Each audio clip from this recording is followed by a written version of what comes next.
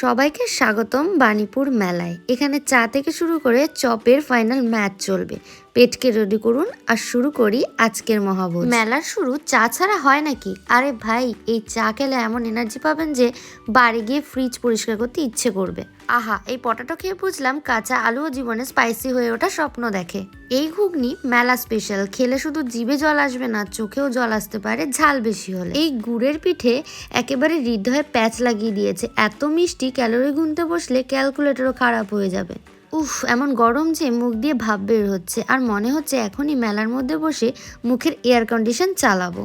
এবার আসি চিকেন শাটেতে। এই শাটে খেয়ে এমন প্রেমে পড়েছি যে এখন থেকে চিকেনই আমার ভ্যালেন্টাইন। মোমো খাওয়া মানে জীবনের এক তৃপ্তি, আর আমার ছোট্ট দেওয়ার সেটাই চেষ্টা করছে। চিকেন পকোড়া আর বারবিকিউ দিয়ে আমাদের খাওয়া দাওয়ার ম্যাচ শেষ। মেলায় খাওয়া মানে শুধু পেট ভরানো নয়, মনও ভরানো। এখন বাড়ি গিয়ে পেটের দায়িত্ব হজমি। ততক্ষণ টাটা।